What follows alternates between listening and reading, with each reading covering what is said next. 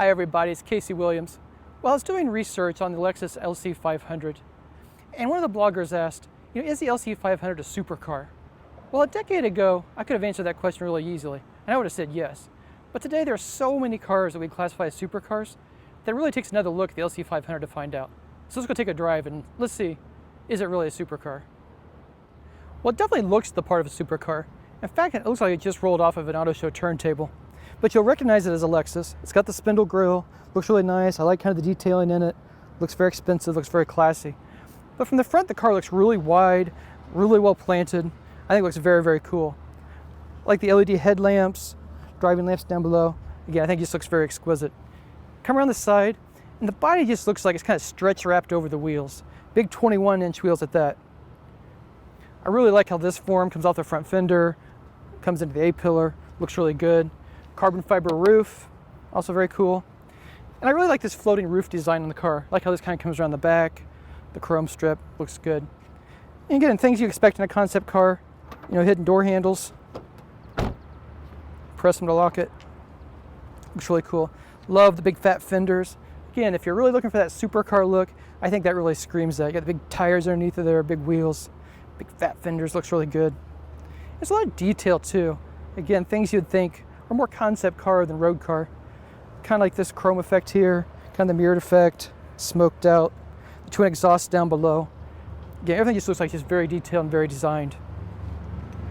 The one thing about the car though that definitely borders on supercar, the tiny weeny little trunk, 5.4 cubic feet.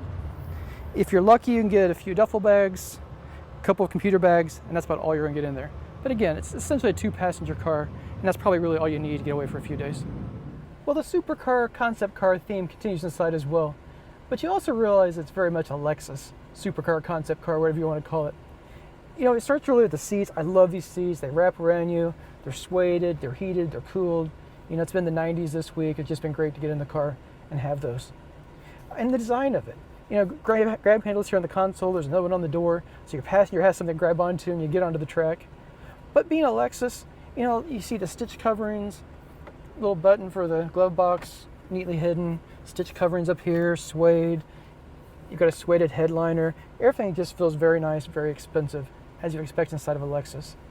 And again, a lot of those little design details are inside this car. I like this sweeping panel here. It's all plastic, but there's some patterned plastic behind it. Looks really cool. And a little analog clock. Works very well. Nice thick leather wrapped steering wheel. Stitching here again.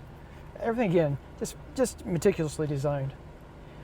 But there's a lot of nice features on this car too.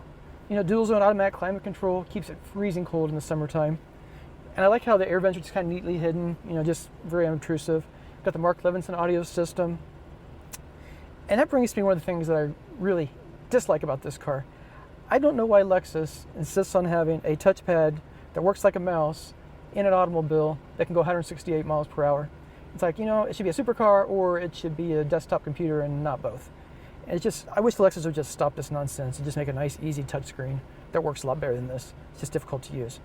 But when you do use it, you've got a lot of functionality, you've got navigation, the audio system sounds good, Apple CarPlay makes it a little bit easier to use, you've got Alexa compatibility, 4G Wi-Fi, pretty much all the latest electronics there. But driving the car, get back to that, nice wide head-up display, I like that a lot. I think every supercar should have that, every luxury car should have it too. Flat screen instrument cluster, that all works out very well. And we get on the road in a few minutes, I'll show you this as well. We've got the drive controller here. Talk about safety. Being a Lexus, you would expect it to have the full array of safety equipment, and this car has it. It has the radar adaptive cruise control system, forward crash mitigation, lane keep assist, lane departure warning, blind spot warning, rear cross path detection, and the round view cameras. So it's got the full array of all the safety gear as you'd expect.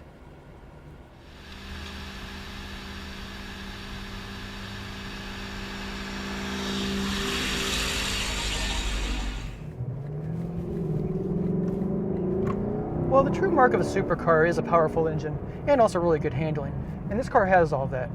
It has a 5-liter V8 engine, delivers 471 horsepower and 398 pound-feet of torque. Plenty of power in a car like this. This car does not have all-wheel drive, it's just rear drive, so all that power goes to the rear wheels through a 10-speed automatic transmission. You've got magnesium shifters here, so you can do it yourself if you want to. So I think, no question, plenty of power. I had the car out on 2-lane road in the country, strafing farm trucks, no problem. You pass things and just go. So I think that's no problem at all. Fuel economy is not horrible in this car either. You get 16 miles per gallon in the city, 25 on the highway. And this is a pretty big car. It's essentially a shortened LS 500 sedan. So it's a pretty big car, pretty heavy car, and I think that's not bad fuel economy for what this thing is. It's also pretty fast. 0 to 60 in 4.4 seconds, top speed of 168 miles per hour. Again, 10 years ago, that probably would have made it a supercar. Today, that just makes it a high-performance sport coupe. But I think, for the average person, that's still more car than you're ever going to get in your life. I think it's really nice. But this car has some other nice tricks in it too. It's a relatively comfortable car. I mean, the seats aren't bad. They're tight and they kind of wrap around you. But I did a several-hour drive in it and it wasn't miserable at all. It's got the drive mode selector here. So I've got it normal. And in normal, it gives the suspension just a little bit of float. The steering's a comfortable mode. Throttle response is pretty middle of the road too. But you can crank up to Sport and Sport Plus. It tightens the steering, stiffens the suspension, makes the throttle more responsive. It makes the car a lot more fun to drive. So you can use that however you want to.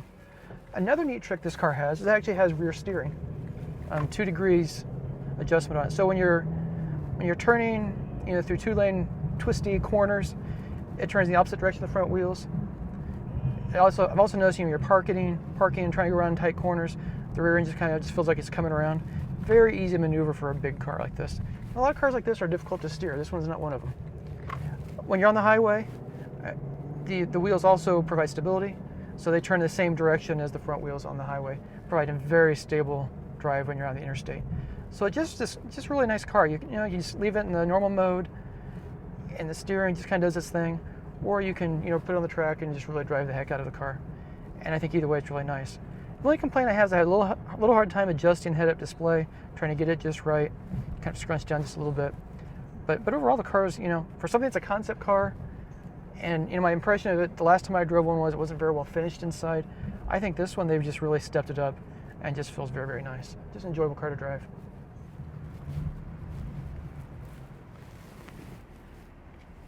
Well, I like the LC 500 quite a bit. I like the concept car styling. I like the stylish interior. I like all the safety systems, and I really like that V8 engine. But the question remains, is it a supercar? Well, a Tesla Model S fully equipped will outrun it, and there are a lot of cars that will outhandle it. But for what this car is, a car you can drive every day, be relatively comfortable in it, and enjoy it, I think it's a pretty super car. Well, it comes with a pretty super price too. Starts just under $93,000. This one, fully equipped, as it is, $106,440. At that price, you're getting into some pretty high-end Mercedes, BMWs, and some other cars. But I think there's nothing like this on the road. It's just really unique, and it's a very enjoyable car to be in. Well, next week we'll have another supercar. Until then, storm forward.